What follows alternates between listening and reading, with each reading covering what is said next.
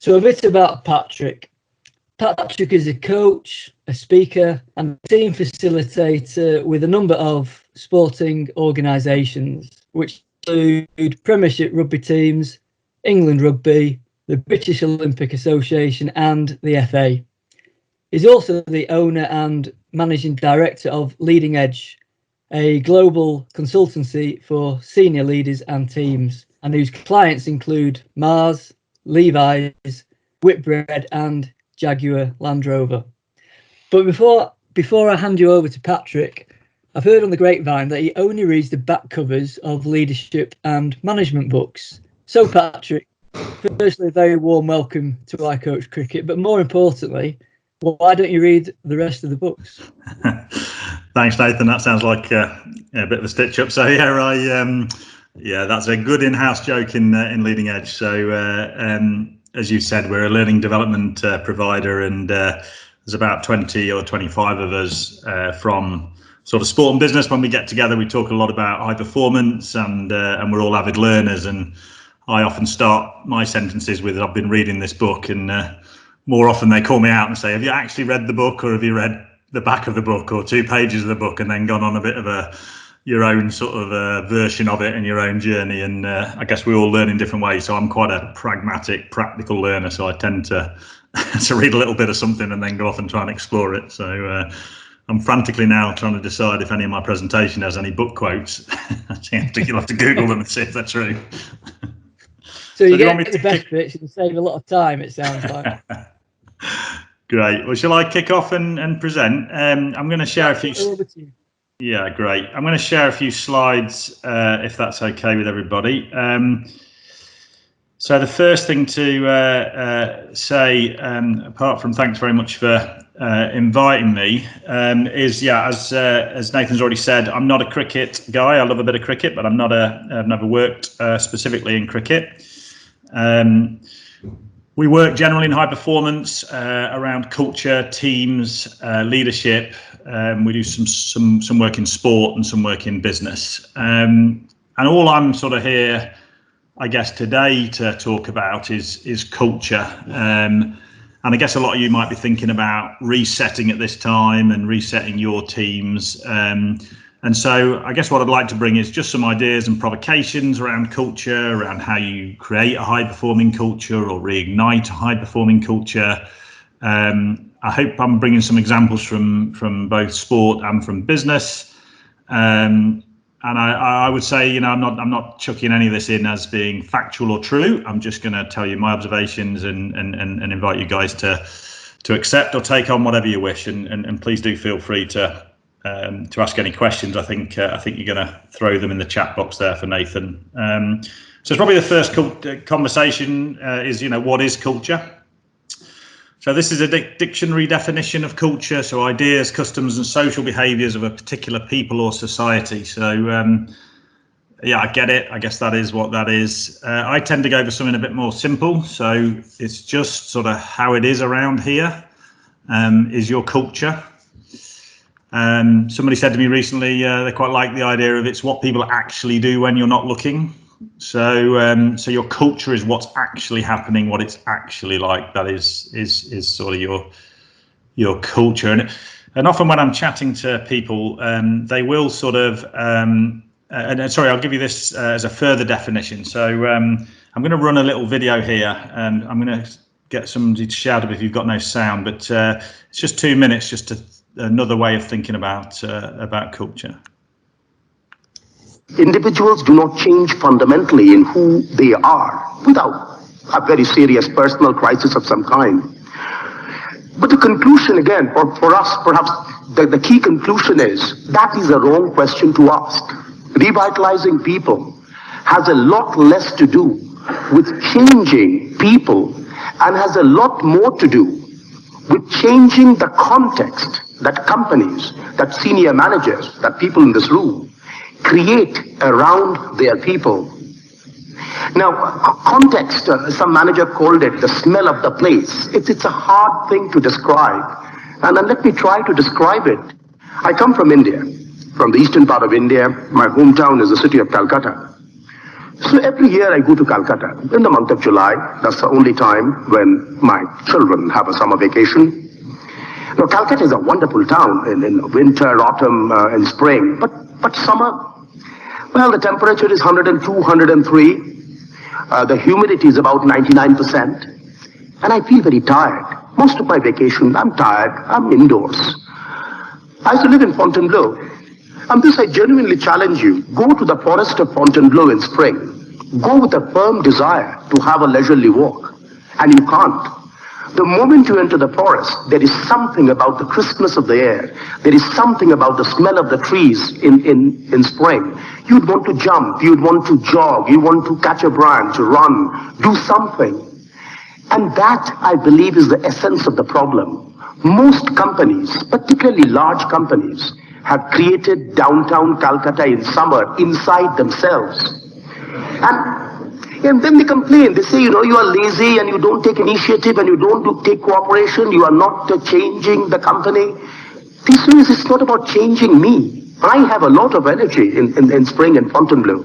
And I'm a bit tired in summer in Calcutta. And that's the issue. To change ultimately beyond all these abstractions of strategy, of organization, of processes.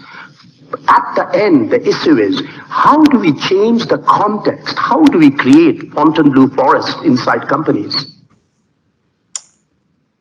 Hopefully that gives you a bit of a flavour. Obviously, that's a business perspective, but it's this idea that your culture is the smell of the place. And I guess that would be one of my first rhetorical questions for you guys is, in your teams, what is the smell of the place? Is it a nice sort of spring-like? Do your players, feel free and able to run and jump and skip, or do they feel constrained? And have you created a sort of a smell of the place that you're not happy with? So that's the sort of maybe one of the ways to think about culture.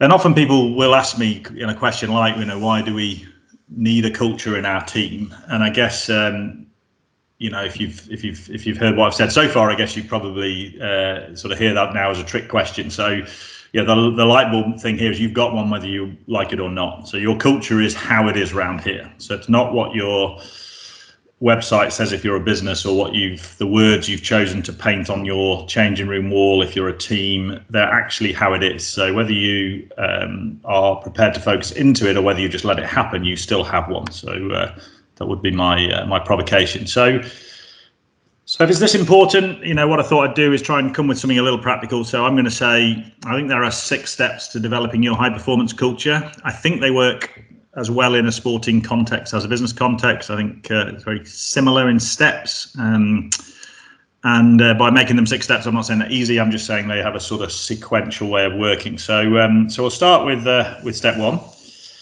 So I think the first thing I would say is that all of the good cultures that I have seen find a higher purpose that unite them. And this is always bigger than winning or beating budget. So there's always something that comes higher than the sort of obvious context to which you come together. And you got to think as well about the unites us is, if you think about, so I'm probably more familiar with the rugby context, if your higher purpose was only to win a final, for example, you've probably got 45 players in a squad and another 20 associated people. So you've probably got 65 people you're uniting, and only 15 of those or 22 perhaps, will play a part on the day. So you don't have to have a purpose that unites everybody that you see as being integral to your culture. And so I just want to give you a couple of examples of that. So some of you guys will know these guys, and they've had a few challenges more recently, but I think that probably masks a bit of the good stuff that they did for many years. So if you're not familiar with Saracens as a team, in broad terms, they were pretty poor for a lot of years, or pretty average. This is their position finished in the league table, and they became consistently good for a lot of years. Although they've had their sort of the implications around finance and stuff more recently, I think the change that you see there was all around a big shift in culture. And I think that's the bit that I find interesting. And so sort of another rhetorical question for you guys. I wonder who would know on this call and who would imagine sort of what is the purpose of Saracens. So Saracens have a purpose that unites them. And when I ask this question to a group, I often find that people are naturally drawn originally to the top 2 or 3. So something around being the best, something about winning, something about being the world leading. And actually, it isn't any of those. So that is typically how people set themselves up in terms of a purpose. People are often drawn to great people make great Saracens. Some of you all know that's actually the All Blacks purpose. So the All Blacks have great people make great All Blacks. Some of you will have read the book Legacy that talks about this. The original one was No Dickheads, which I actually liked more. But great people make great All Blacks was where they settled. With Saracens, it's all about make memories. And it's really interesting. We're lucky enough to spend a bit of time with them, and to understand what that meant was really fascinating to us. And the biggest thing that sort of made sense to me was actually when you really think about it, winning, we all love sport on this call, I'm imagining. Winning seems like it's the most important thing. But when you think about it, in a rugby context, scoring more points than the opposition in itself isn't an amazing thing. It's just a thing. The thing is the fact that you, together with a group of mates, spent some time planning and delivering and bleeding and sweating and doing all the things you had to do to come together to create an amazing moment in your life that you will remember forever. So actually it's the memory that is the important part. And I think if you see some of those photos there are lots of different ways that you can create those memories. And my favorite picture is the bottom right corner, where that's immediately after a very important win, and that whilst I'm sure very soon afterwards there'd have been more like the bottom left corner, just for that moment those two players just had a moment together, so just that sort of memories together. So I just think that is really interesting to get yourself up there. Works across business as well. So our biggest client is Mars, one of the biggest privately owned companies in the world, 70,000 employees, dominate the pet care market, and we support them with these big brands, Pedigree, Whiskas, Shiba, Caesar, and we work with them to help them across the globe come together to talk about the big decisions that affect the way they market those brands. And the thing that's most helpful for that, us in that, is that they as a group have a higher purpose, which is about making a better world for pets. And what that allows us to do is when we're stuck in a discussion between how we might want to do something that suits an Asian market versus an American market, actually coming back up to why are we doing this again is very helpful. And actually, people in Mars Pet Care are very passionate about pets, and it's very rare that we wouldn't hold a senior meeting and not have a pet come into the room at some point, or have pause and talk about pets and their importance to people and their lives. So they don't lose the context of that in the fact that what they're also doing is making money and employing people and selling things. So having that higher purpose. And perhaps my final one on the purpose bit here, which is my favorite example. This is a good friend of mine, a very inspirational guy, Kieran. So Kieran is a headmaster at a very difficult school. I'm sure you won't mind me saying that. He's a headmaster at 2 schools actually. And this is a school that has this type of challenges that when I first experienced, I'd only sort of read about, I guess, in terms of, kids in gangs and subject to all sorts of difficulties, and kids that don't get to eat when they're not in school, and all sorts of contextual problems. And he's done a huge job of turning that school around. And what he said when he first arrived is, he said that what he was all about is you have to love the kids. But then he sort of added that it's not enough just to love the kids, but the kids have to know you love them. And when you visit that school and you talk to them about their turnaround over 3 or 4 years, and I was recently with him in another school in Slough in St Joseph's,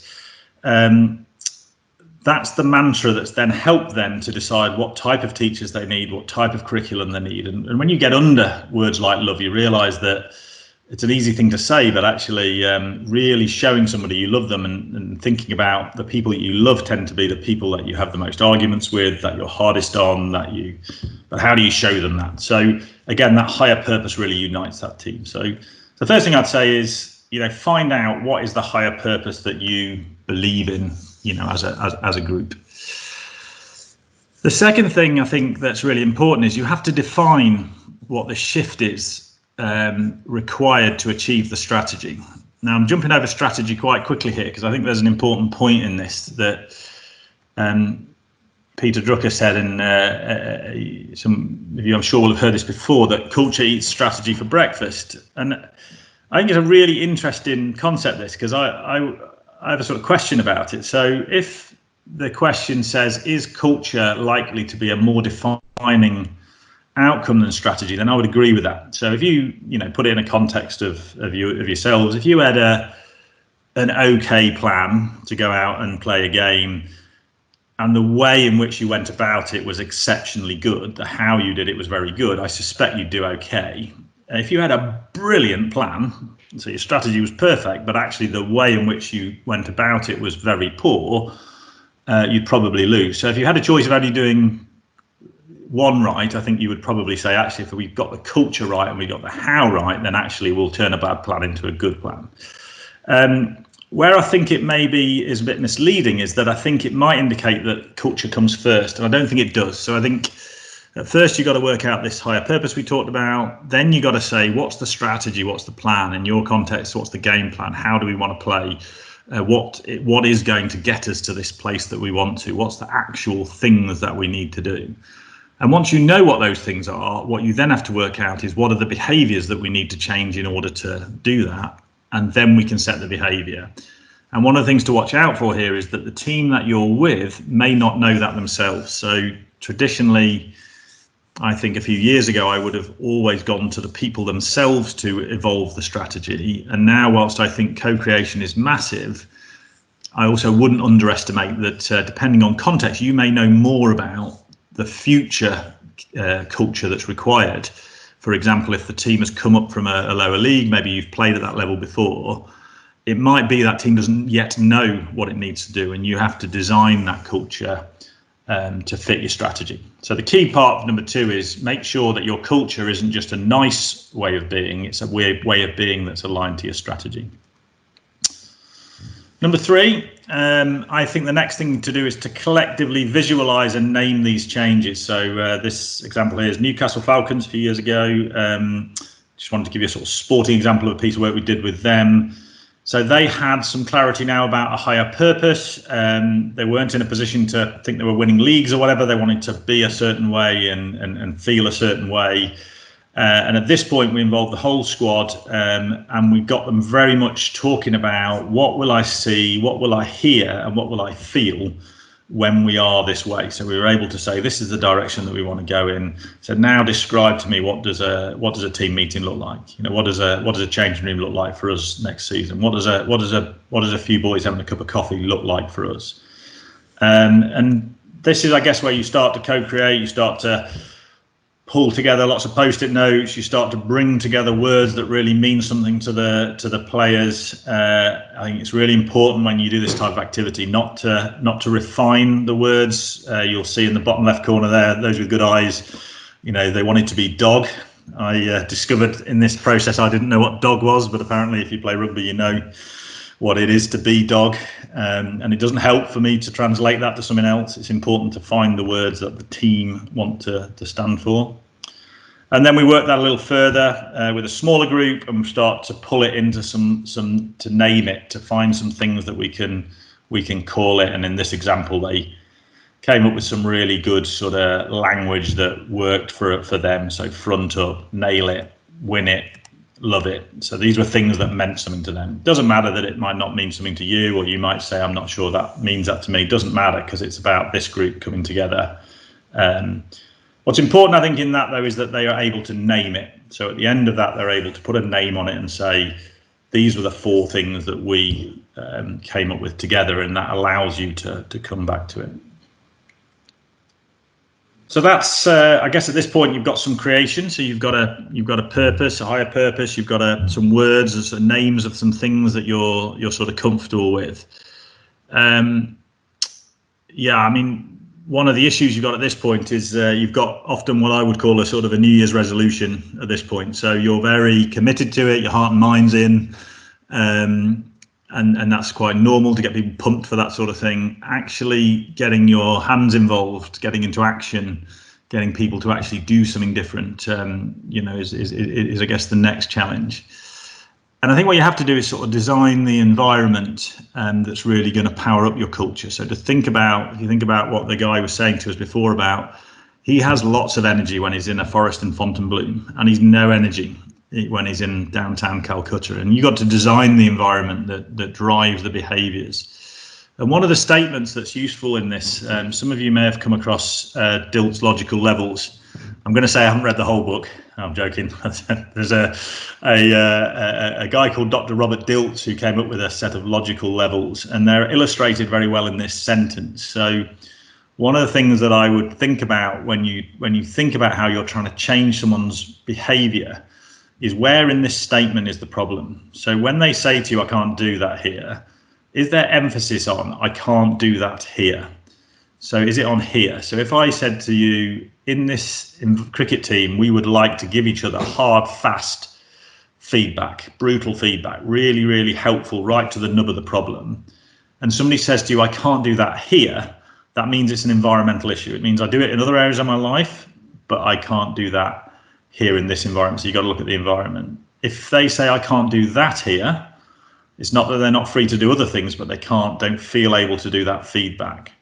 If the emphasis is on I can't do that here, they don't know the skills of doing it. They need some help on the skills. If the emphasis is more up the other end, if it's all things like I can't do that here, then the can't is a belief. There's something stopping me from believing I can go and I can see one of my colleagues and I can tell them you're doing something wrong. And finally, if it's right up in the I word, so if you're saying I can't do that here, the emphasis is I know that others could, but I can't. So there's something about me in this. I don't feel like I belong enough or I'm empowered enough. Maybe I see myself as a junior player and I believe I could do this when I was a senior player. So I guess it's a bit subtle, that one, but I think it's worth thinking about. When you think about why the behaviours aren't changing, where is it? Are people able to do it in other parts of their lives?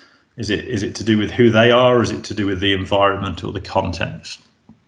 I think once you know that, you can then start to say, well, okay, I now need to build my environment around those changes. So if we stuck with behaviour of feedback, thanks to Martin and Nathan for giving me this little inspiration. I was talking to them about how this might be the case in rugby, and they told me of this Adam Gilchrist moment, I think 2007 World Cup final.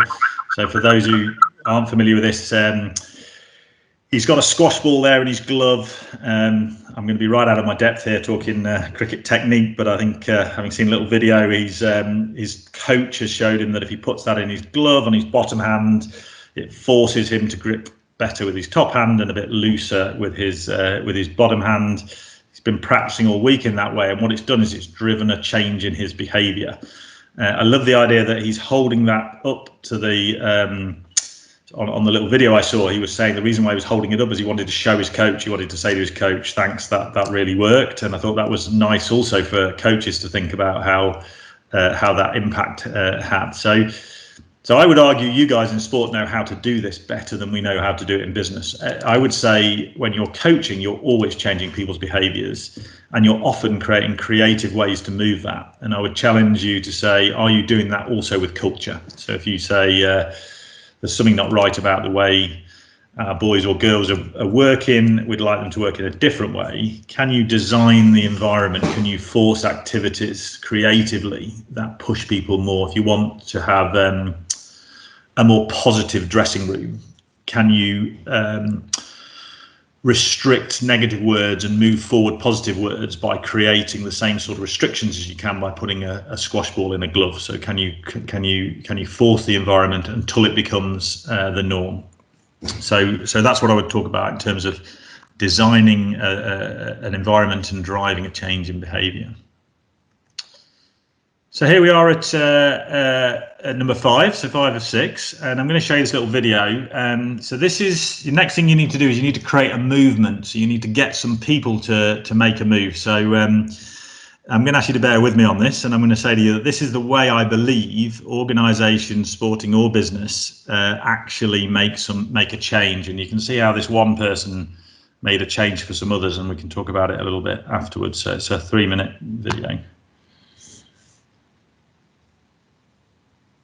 It If you've learned a lot about leadership and making a movement, then let's watch a movement happen start to finish in under 3 minutes and dissect some lessons.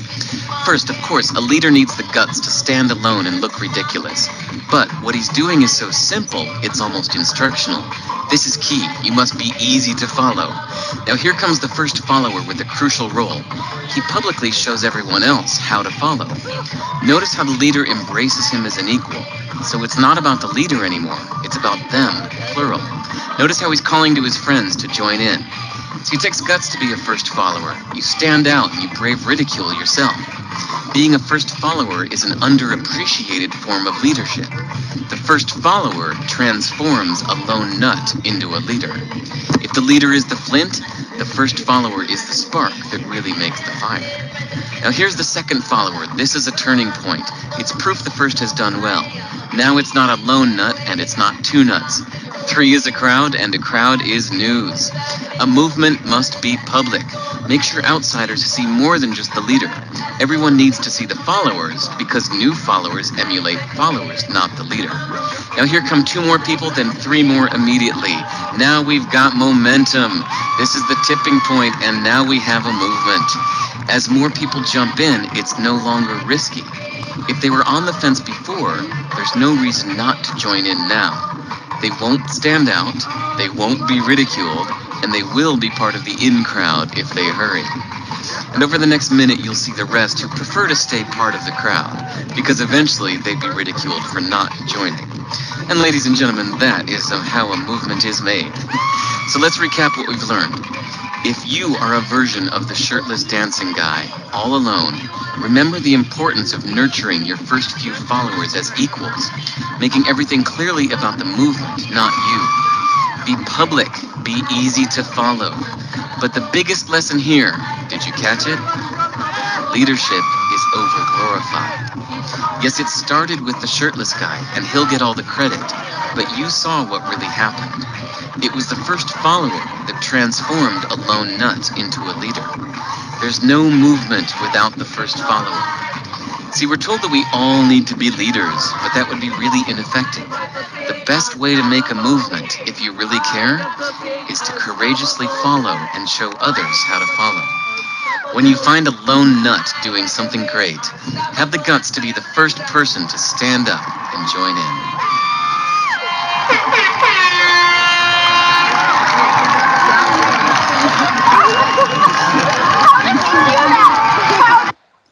So I'm pretty sure there's some drugs involved there too somewhere by the look of that crowd. But you get the theory, and I think one of the things that we talk to sports and business people about is we often need a lone nut to spark something off. We need someone that's got a strong message, something to get going. But you've probably been there yourself as a coach. Something you're trying to do. It's actually getting people on board who are in there as equals. People who people follow. So, if I was looking to influence a broader squad, a group of 40 or 50 people, let's say, I would try and work out who are the people that they really follow. So it might be a senior leadership group, but it might be a combination of people who are just generally influential in there. And I would work out how can I really get them on board. So by now I have this sort of sense of my higher purpose, or our higher purpose. I can name some of the behaviors. We've done this together as a group. They've been a part of that. I would really challenge them now to help you to make this a movement. So and importantly in this is to make sure that they get credit for that. So that would be my thought there. Okay, I'm just gonna try and move this slide on. Okay, so the final sort of point in this, and then I guess we'll move on to any questions you've got. So do throw some questions in the chat for Nathan. So so there's a thought here that again is worth thinking about. This is a change equation by a lady called Dana Miller, and it's I really like it. So it's in its simplest terms, what it says is that human beings change actually against a formula. So those of you who might even have some teachers on, I don't know, but those of you who like a bit of maths, if you're going to have a sustainable change, the 3 things that are within those brackets need to be greater than the fourth thing. And so if I try and bring this to life for you, if you think about a change, most people have made a change in their lives at some point, perhaps around something like health, weight loss, fitness, something like that. And normally you'll notice that having perhaps not done it for a while, you'll hit a tipping point, and you'll find that something on this left-hand side has probably shifted. So you've either increased your dissatisfaction. So for me, usually not being able to get in my jeans, or seeing my picture of myself on the beach, or something will generate a dissatisfaction that will say, okay, now's the time to lose some weight. I might then also need a bit of a vision of a positive future state. Maybe I can remember when I weighed a bit less. Maybe I can see someone who I used to be a similar sort of size and shape to, and now I'm different. So I can visualize what it would look like when I'm in that place. I've got a first step of some sort, something I think I can take on. I know what to do. I know that I'm going to start on Monday. I know that I'm going to change my exercise, or I'm going to do something different. All of those things together have to be greater than my resistance. So my resistance to this will be, life's too short, curries taste too nice, I've got a job where I'm on the road a lot. These are all my stories and all my reasons not to change. And when that resistance is higher than the other three things, I remain stuck in my old place. And that's the same with any change. So if you are trying to change the culture of a team or of a human being and they're not moving, the chances are they're stuck within that equation. And you can either try and understand where they're stuck, or if you're trying to move a mass of people, you can make sure that you're doing a little bit of everything. So my advice would be, once you're clear where the new place is, if you think about V, you've got to visualize that for people. You've got to give them lots of examples of what good looks like in the new world. But you've also got to leverage dissatisfaction. You've got to make a bit of a consequence, and I don't mean you're fired or you're off the team the first time you make a mistake, but a bit of a consequence to not moving. So, we've said as a team, we'll do this. This is what good looks like. If you don't do this, this is the consequence in some way. Even if that consequence is you'll be disappointed or you'll let the team down, but you leverage that dissatisfaction. You've got to make sure there's a first step everyone thinks they can take. So everybody will sign up to a change. You're bound to come up with a positive change. But what's a first step? Just a nice, simple thing we can do. And then the final one is probably, again, a bit subtle, is listening to the resistance. What is stopping me from doing this? Because quite often the sort of thing you're going to suggest, maybe we're going to be better work rate, more discipline, we're going to have some humility. They're all things that we've talked about before, but for whatever reason, we haven't changed. So it'd be good to hear what's the resistance to that. What happens? What's the thing I'm scared about or I'm worried about? So again, I would say, have a think in your mind why people aren't changing, and maybe this equation might help you. I think we're going to leave. I think Nathan will probably tell us where you can access these slides afterwards if you want to sort of go back on that. So that's the steps as I pull them all together. So yeah, as you sort of run through them, higher purpose, that's sort of big shifter. Then I think you got to work out against your strategy, what's the actual change you need your culture to make for you. Then you got to collectively visualize it as a team, build the environment to get that moving, engage your first followers, get a group of people behind you and with you. And then the change bit, I call it beyond the New Year's resolution. So work out how are you going to have that sustainable change, and how do you keep leveraging some dissatisfaction of the old place, burn the old bridges. How do you push forward a little bit to the new place, make some nice easy steps, and keep listening to the resistance, what's stopping people from moving. So we'll move on to any questions. I've just put some contact details there because I appreciate there's a lot of people on the call and you may not get a chance to ask a question, or you might have a very specific question. I am always really happy to talk to anybody who's trying to change culture in any context, whatever you try. If I can help you, I certainly will try. So please do feel free to give me a call or email me or look me up on LinkedIn. But I think for now we'll take any questions that Nathan's got. Thanks, Patrick. I guess my first question is, where did you get that footage of me dancing? That's a bit of a worry. I've got a question, actually, just to kick things off.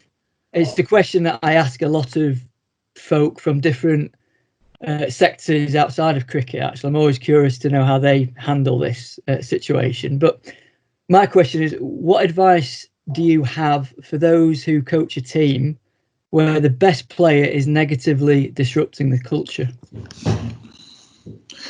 I think it's a great question, Nathan. That is a question we talk about a lot. I think actually some of you may have heard this before, but Sir Clive Woodward, I think he had quite a good sort of angle on this. So I don't know if you've heard this before, but he talked about this drains and radiators thing. So that people are either a drain or they're a radiator. So they're either bringing energy or they're taking away. And I like that as a starting place. So what you're talking about there, I think, is someone who's a drain, but they're a brilliant player. And one of the things that really brought it to life for me, or I started to think about, was if you think about that in the context. So let's say, and we'll take it into a game like football. So let's say one of your players is a 9 out of 10 player, and your next best choice to play for that position is a 7 out of 10 player. But this 9 out of 10 player makes everybody play 1 point below where they can normally play. So my question is the 2 that he's bringing you worth the 10 he's costing you because he's pulling on the other players? And if your 7 out of 10 player makes everybody play 1 better, that for me is a better choice. So I personally would be quite. I would make sure that you've got the full equation in mind, that actually what it's giving you, but what is it costing you, and are you sure that you're comfortable with that?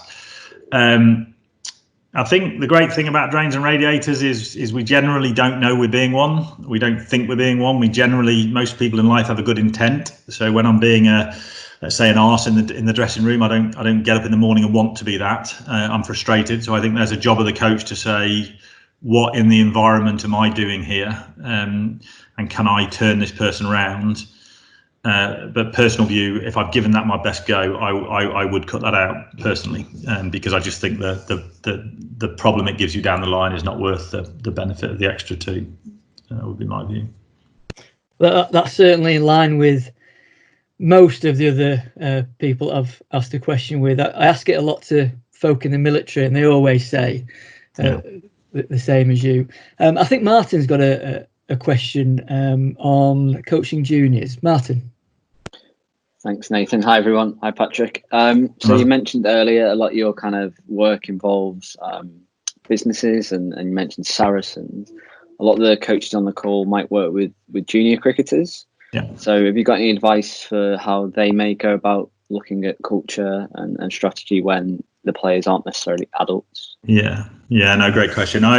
So I don't have a massive experience of most of our work's with adults.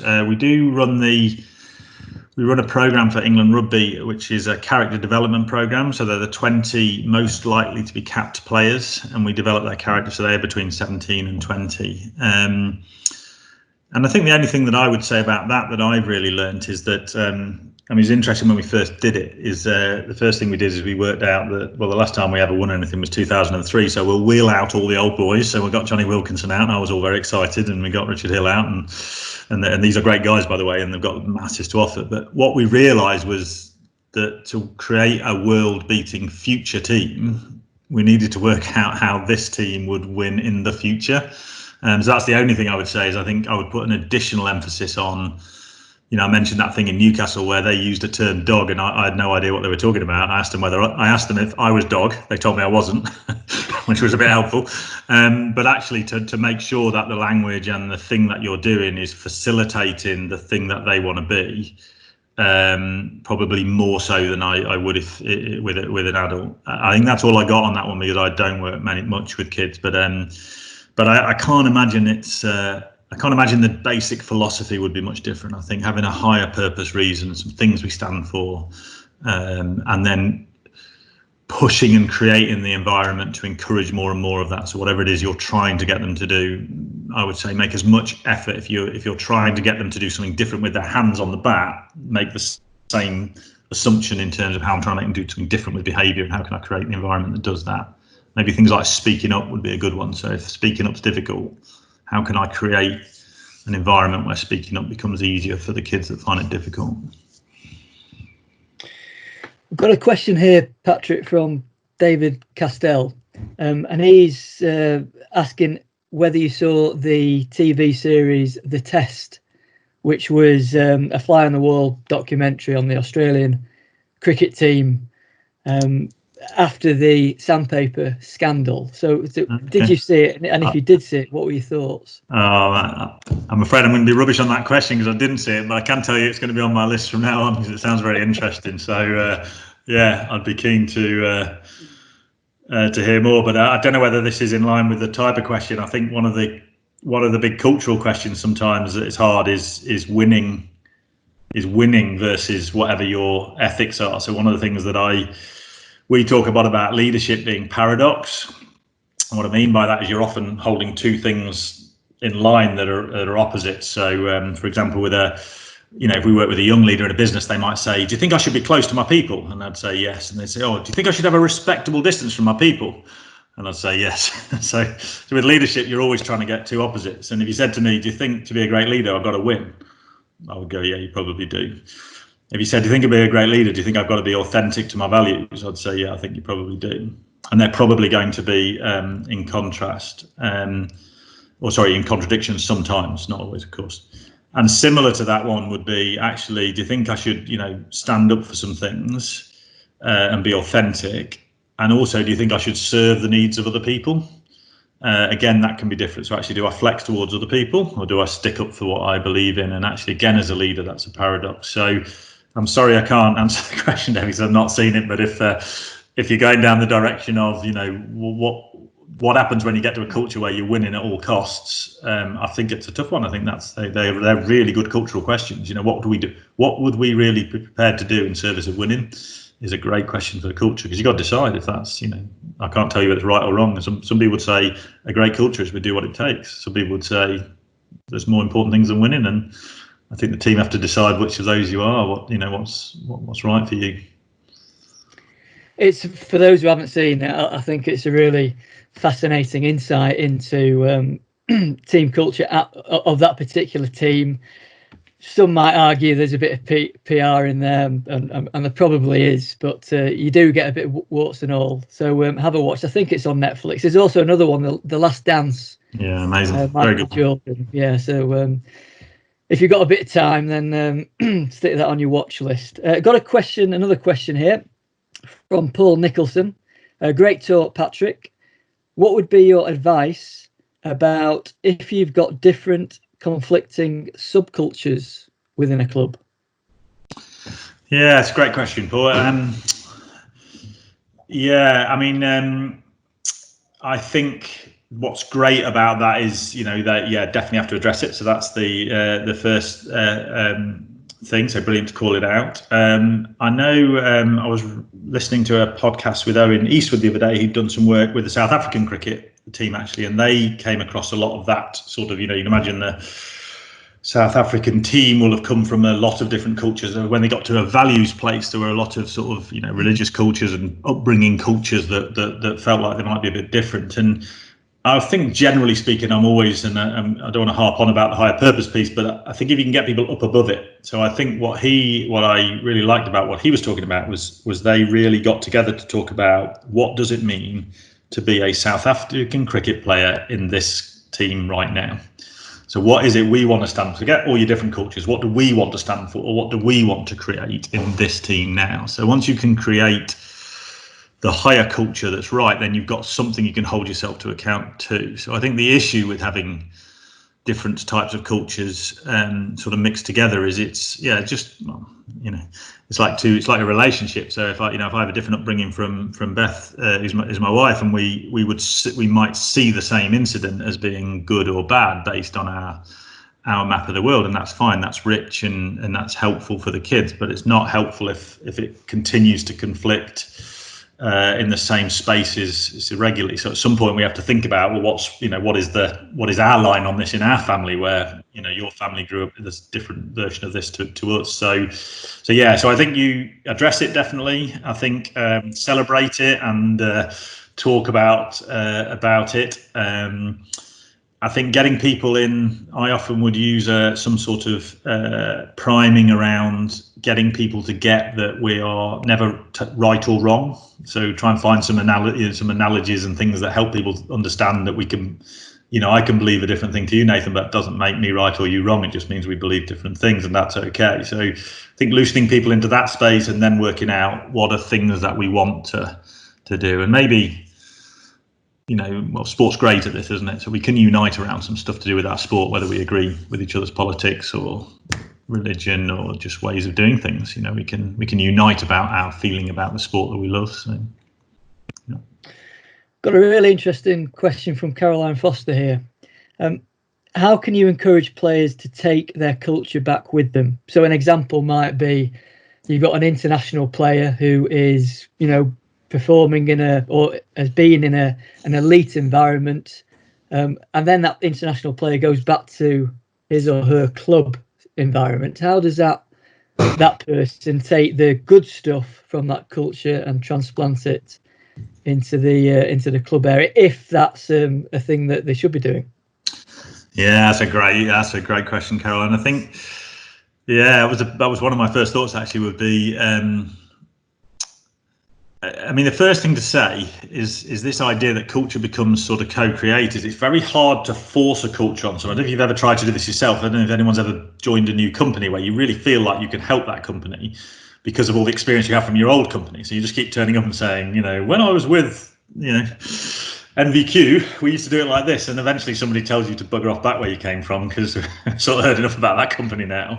And so I think one of the hardest things when you've seen something that's really right is to bring it back when others don't understand the context. So I would encourage you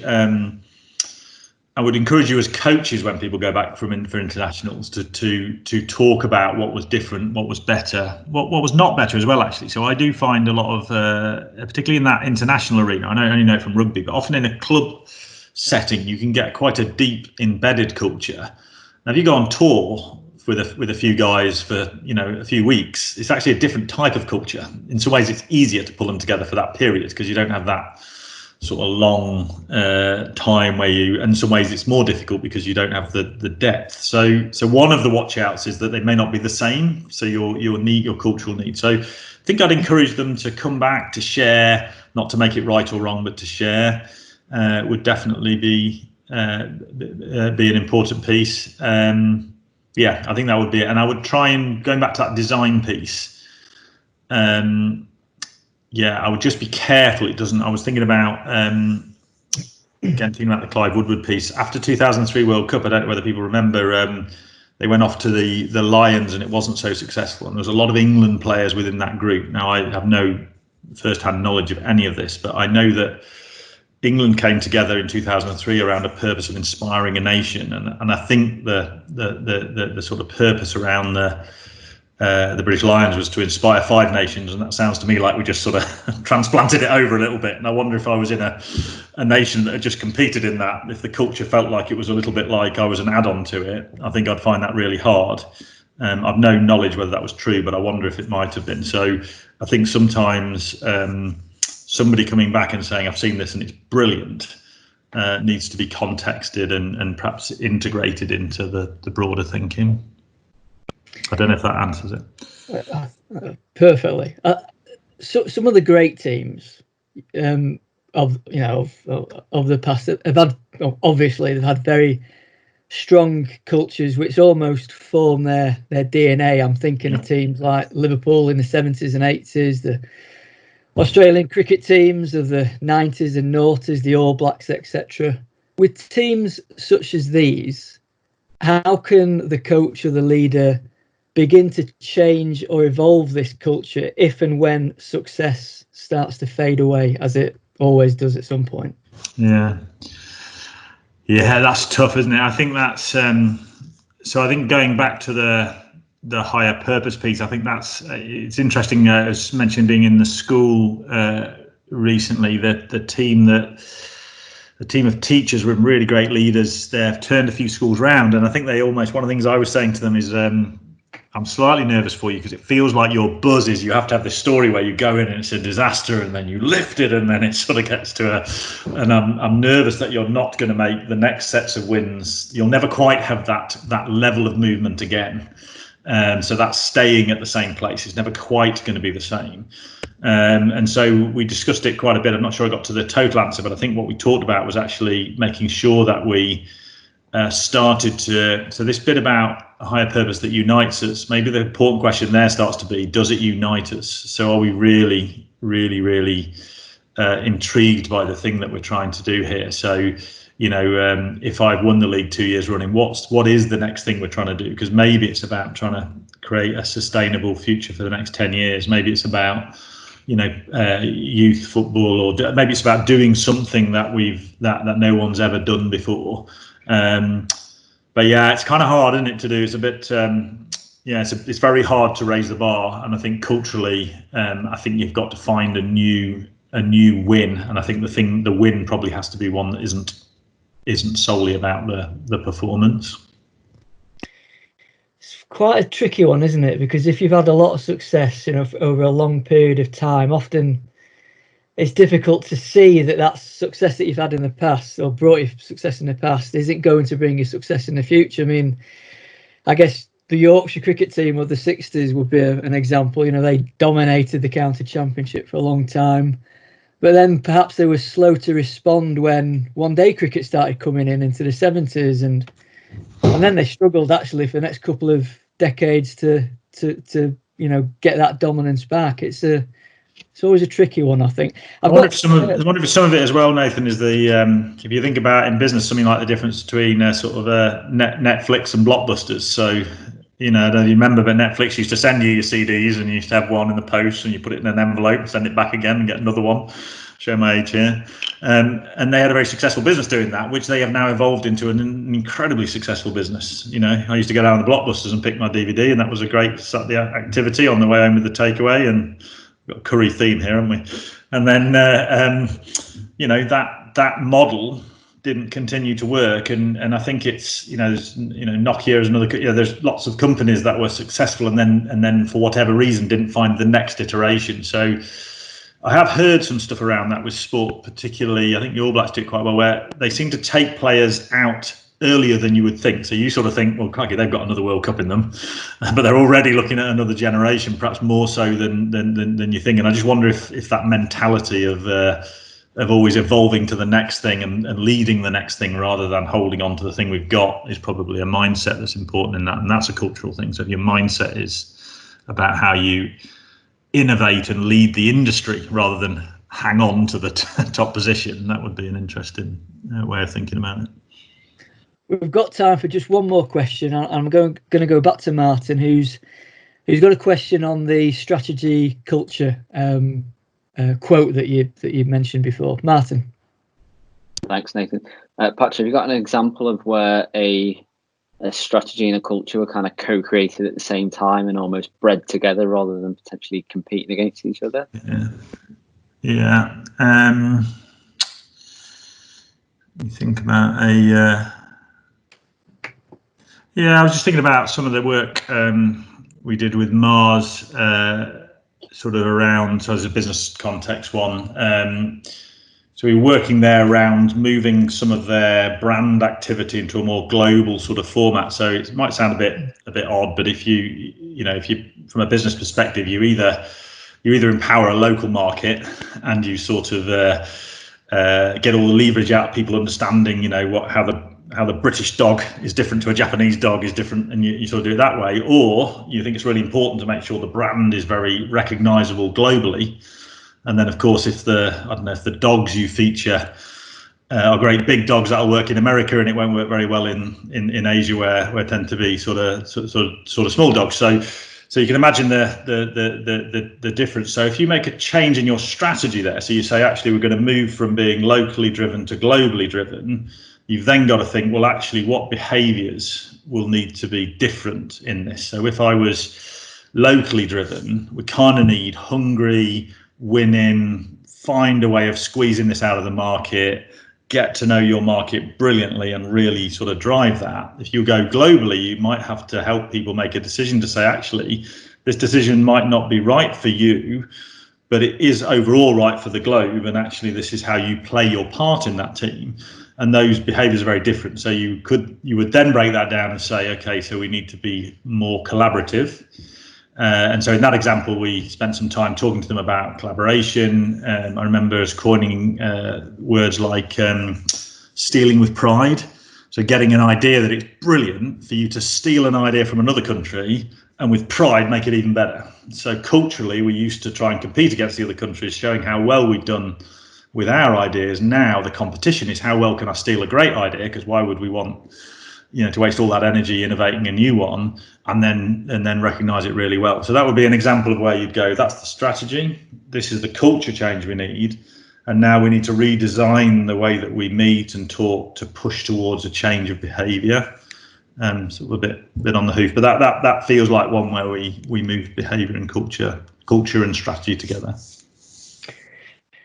Alas, we've run out of time. Patrick, that was absolutely fascinating, and we really do appreciate the time, effort and wisdom that you've given us today. Pleasure. I'm sure that many of the coaches on the call would like to get in touch with you at some point. So what's the best way for them to do this? So yeah, by all means, look us up on LinkedIn, Patrick Marr, MARR. I think you're going to show this on your site, Nathan. I think you said, and my last slide there had the email and my phone number on it. So I think off the website there you can find my mobile number and email. So I'm sure you'll find us through one of those ways. And look forward to chatting to anybody. Always happy to chat culture in whatever context, whether it's sport or business. Just give us a call, no problem. Thanks again, Patrick. Thanks also, as ever, to Martin and Kelly, who've worked really hard behind the scenes to make this happen. And finally, thanks to you for joining us today. We actually have another iCoach Cricket Live event later tonight at 8 p.m. And that's with Carl Hopkinson, the ECB's national lead for fielding. And he'll be joining us from inside the test bubble, direct from the Ageas Bowl. So that's one not to be missed for sure. So therefore, hopefully see you all later. Till then, take care and stay safe. Cheers. Thank you. Thanks, guys.